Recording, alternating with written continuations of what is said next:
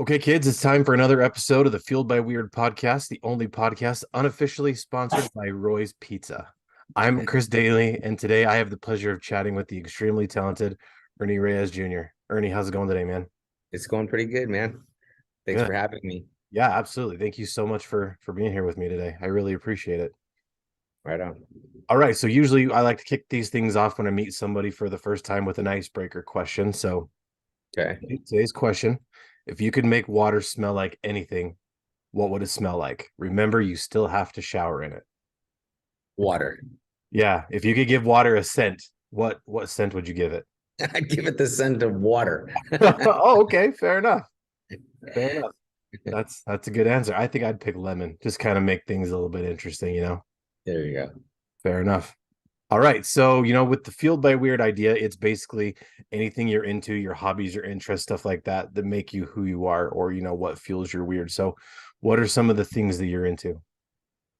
I mean, honestly, my life really revolves around a few things, my martial arts training, my family, and then like whatever creative projects I'm working on. And that's pretty much it. I mean, time is of the essence. I have a family, I've got kids, so that keeps me like super busy. Yeah, And for sure. and then my martial arts training keeps me super busy, training myself, training other people, training with other people. And then the rest of the time is just spent on like my artistic journey, Oh, nice. projects, things that I'm been working on for a while. Right on. And yeah, as a family man myself with kids, yeah, I can definitely relate how, that takes up a lot of your time. So it's definitely cool. Yeah, right on. All right. So, you mentioned your martial arts and your martial arts training. How old were you when you started in martial arts, and what was it that originally got you inspired to pursue martial arts in the first place? Yeah, my father had a martial arts school before I was born. So I was really just born into it. Ah, okay. And so when I was younger, I'd see everybody training. And I mean, we're talking about like super young, maybe 2 or 3 years old. Yeah. Um, so I used to see my dad, training as a competitor, training every day, going to the track, doing everything that somebody, has to do to be a competitive martial artist. And that's really where it all started, was with my dad in terms of martial arts training. And then Bruce Lee was my hero growing up and still is. Yeah. So I always kind of tried to model what I was doing in my life around, Bruce Lee, as far as being a great martial artist, but then also, with the idea or dream of, making films and making movies and that kind of thing. He's the one who really kind of like set both those things in place for my life. And is kind of why I'm here. And my dad was able to facilitate that by actually providing me with the lifestyle that I needed to have in order for that dream to become like a reality. That's awesome. It's really nice when you have supportive parents that are, willing to help you pursue whatever your dreams are. That makes it a lot easier. Definitely. Yeah, for sure. All right, so that kind of transitions into my next question. What was it exactly that got you inspired to get into acting? Yeah, like I said, Bruce Lee, we used to, back in the day when I was a kid, we would travel every weekend to a martial arts tournament somewhere across the country. And then my father had a demonstration team. So it was all his top students and top competitors. So we would go to whatever the city is, Chicago, Atlanta, Florida, Texas, everywhere. And we would compete in these tournaments. And then we would also be performing. So normally kind of the way a martial arts tournament or karate tournament used to work back in the days is you would compete during the daytime, all the divisions would compete, and then the people that would be fighting for grand championships would be fighting later on in the evening. And during the evening, there was always kind of a nighttime show, and that's where my father and myself and the West Coast demonstration team would perform. And so in those performances, we would do skits and those kinds of things. So it was really kind of like live performance, where there was an audience like right there. And that was kind of the beginning of, us developing our fight scenes, sense of comedy with inside of the martial arts, all of that stuff. And then before I got into Hollywood and before I moved to Los Angeles, coming from San Jose, California, we were making 16 millimeter films with the film students from San Jose State and San Francisco and things like that. So we were already kind of in that creative space, by the time that we were actually discovered by like executives in Hollywood, Motown, Disney, things like that. Excuse me. We'd already been performing and doing live shows for a handful of years. So that's kind of like where it all started, was, in my dad's martial arts studio, training, developing and choreographing fight scenes, going out into the tournament circuit all across the country, competing, and then performing,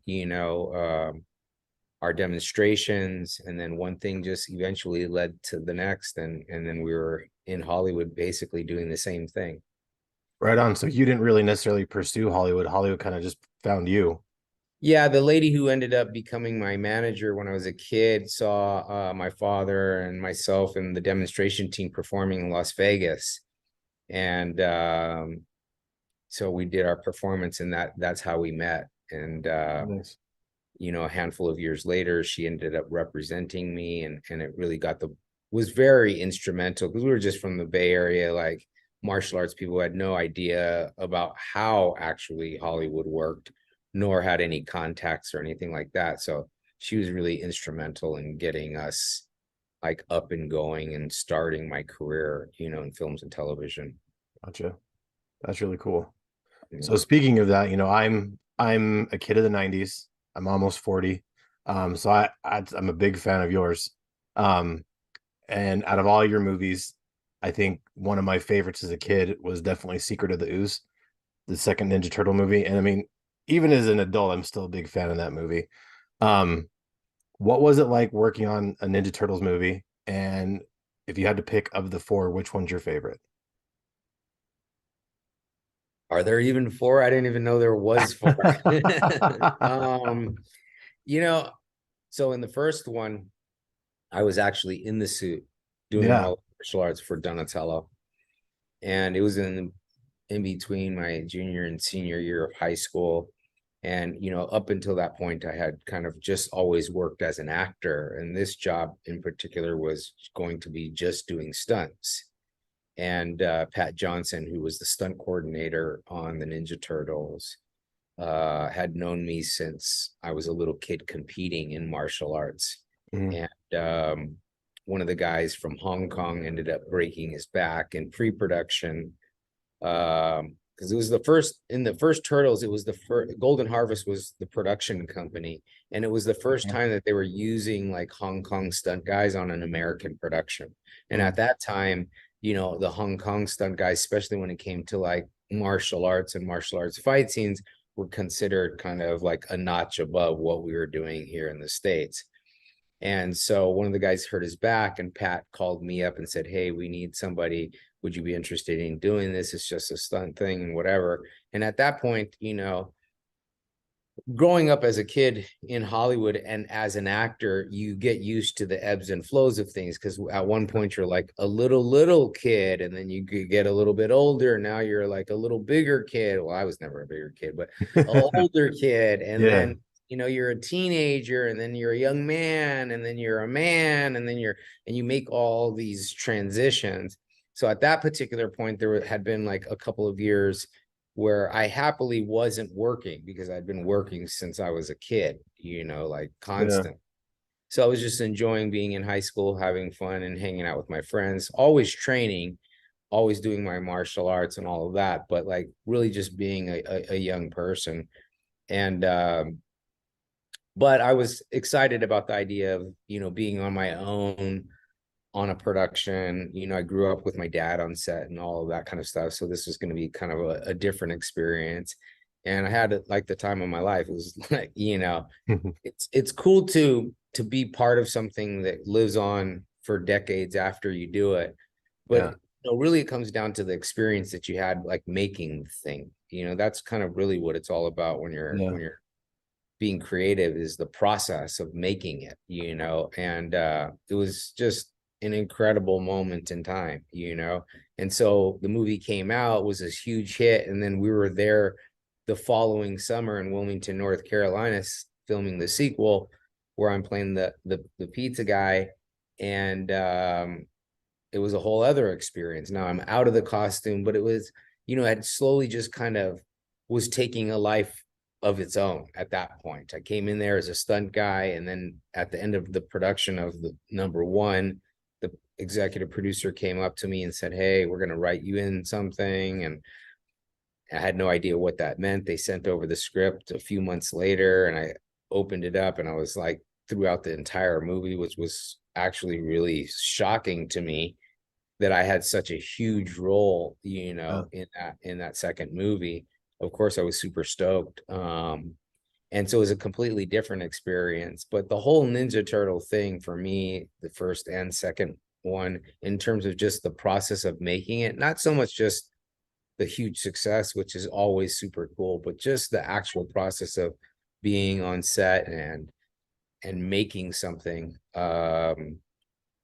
Those experiences were just golden moments of growing up. That's cool. And yeah, I mean, it's definitely, lasted the ages. I mean, my youngest daughter just recently got introduced to the Turtles.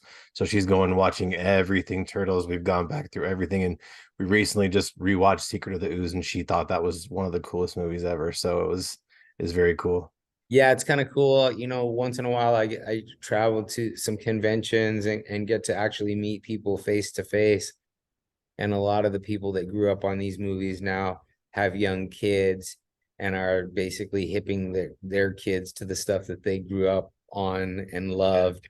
And so now it's like you can really see a whole new generation of people. And I met a couple of kids just this last weekend that were like so excited about meeting me. I'm like, you Yeah. weren't even a thought when these movies were made, and here we are all these years later, and they're super excited to watch those original movies. So it's really awesome to see how the thing continues to live on.